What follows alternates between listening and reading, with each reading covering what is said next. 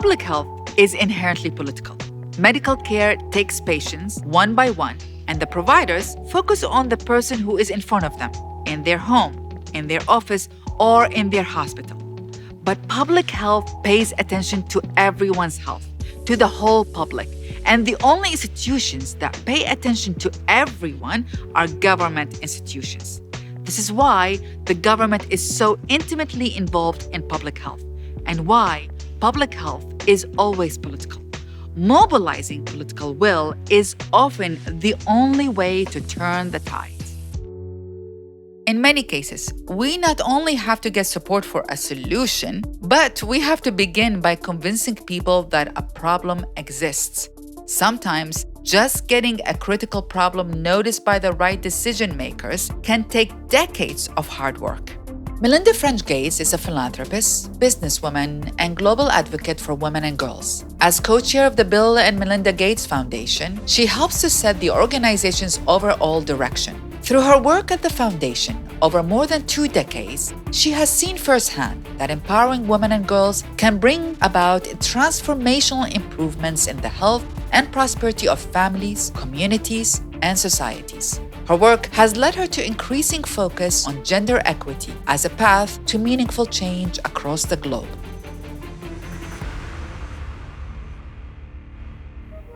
Hello, Melinda.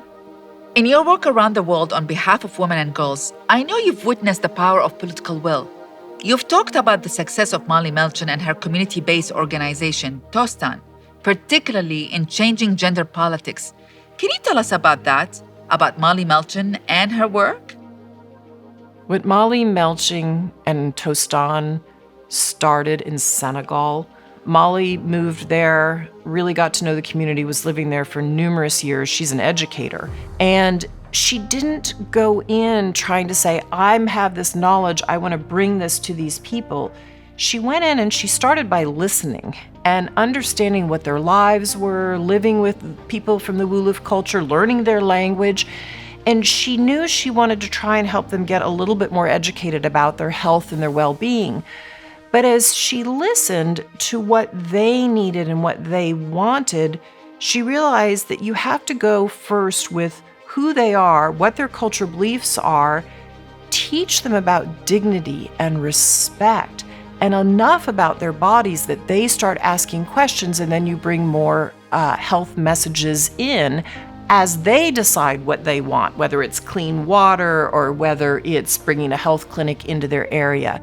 The thing she got done with female genital cutting is unbelievable in Senegal.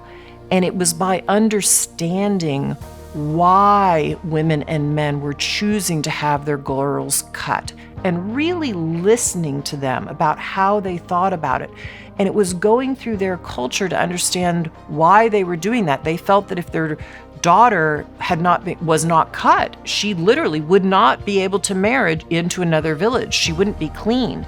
And if Molly hadn't understood that and hadn't understood enough about how do you talk to people about this practice and get them to realize that not everybody does this in the world, and then work with the local village chief and elder.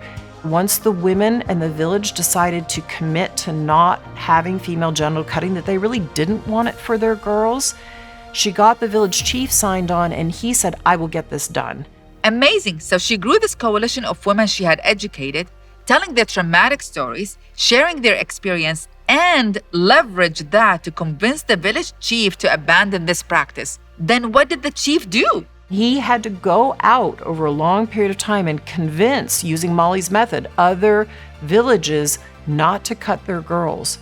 And only when that happened and this original village knew they could marry their girls into other villages and that they would have good prospects for husbands, did the entire community around them start to give up female genital cutting.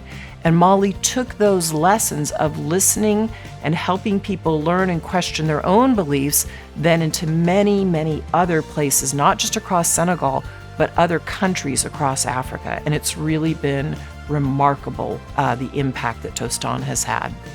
Thank you so much, Melinda. And thank you for your leadership in building gender equity in our world.